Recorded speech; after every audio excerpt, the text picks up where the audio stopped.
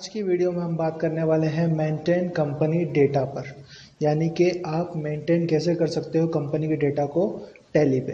तो मेंटेन करना मतलब कंपनी के डेटा को मेंटेन करना मतलब होता है अपनी बिजनेस में जो भी डे टू डे ट्रांजैक्शन हो रहे हो या फिर अपने बिजनेस की सारी जानकारी टैली पर रखना, उसे मेंटेन करना। कहने का मतलब यह है कि मेंटेन करने से हमें फ़ायदे क्या हैं। तो मेंटेन करने से फ़ायदे ये हैं कि हमारे सबसे ज़्यादा पहले तो टाइम बचेगा। टाइम क्योंकि टैली में कम लगता है और हमें ज़्यादा मेहनत नहीं करनी पड़ेगी, कम मेहनत के साथ ये काम हो जाएगा। तो आज बात करने वाले हैं हम मेंटेन कंपनी डेटा के लिए।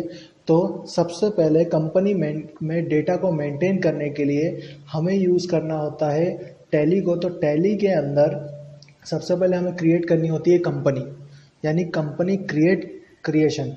ठीक है, कंपनी क्रिएशन का मतलब होता है अपनी बिजनेस की आइडेंटिटी बनाना, जिससे आप उसके अंदर डे टू डे ट्रांजैक्शन का डेटा रख सको। तो इसके लिए टैली ने आपको फीचर दिया हुआ है, कंपनी इन्फो नाम का एक मेन्यू दिया हुआ है कुछ इस तरीके का। बैक कर लिया मैंने इसको, अल्टर के साथ F3 प्रेस किया।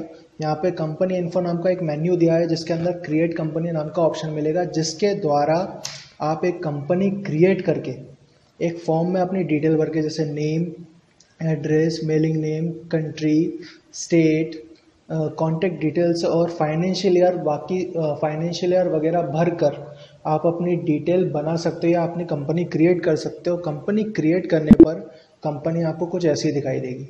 यहाँ पर आपको ट्रांजैक्शन दिखाई, यहाँ पे आपको नाम दिखाई देगा कंपनी का, और यहाँ पे आपको उसका लास्ट एंट्री या फिर जो भी एंट्री अभी तक आपने की होगी। यदि आपने कोई एंट्री नहीं की होगी तो यहाँ लिखा होगा नो वाउचर एंट्री।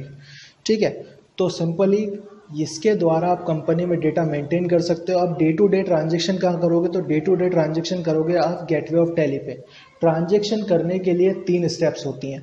पहली स्टेप होती है लेज़र क्रिएट करना। तो अकाउंट्स इन्फो के अंदर आप लेज़र क्रिएट कर सकते हो, यानी क्रिएशन करना।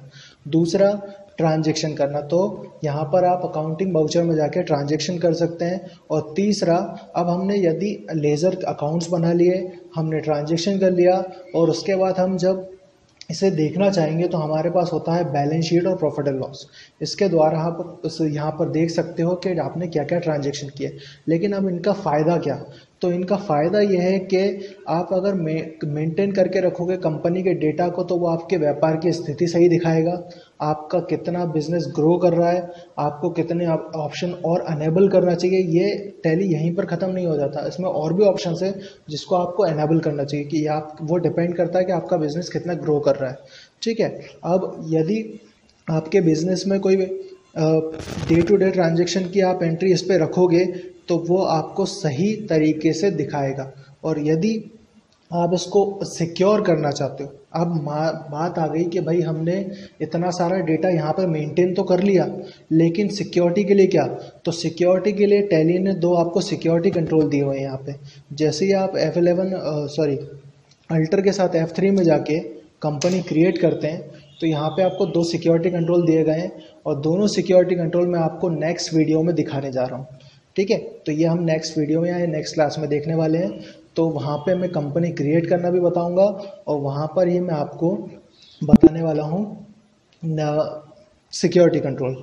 ठीक है, तो सिंपली इसके द्वारा आप अपने बिजनेस में डाटा को मेंटेन कर सकते हो, इसमें कंपनी क्रिएट कर सकते हो, कंपनी को टेम्परेरी बंद कर सकते हो, सिलेक्ट कर सकते हो, और जो भी ट्रांजैक्शन किए हैं उन्हें आसानी से प्रिंट कर सकते हो, जिससे आपका डेटा इसमें सेफली मेंटेन रहेगा।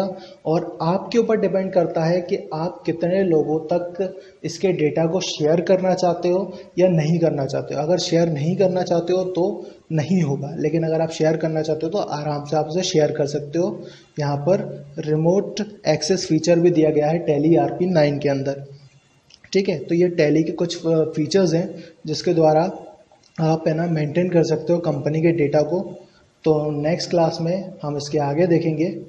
ठीक है, थैंक यू।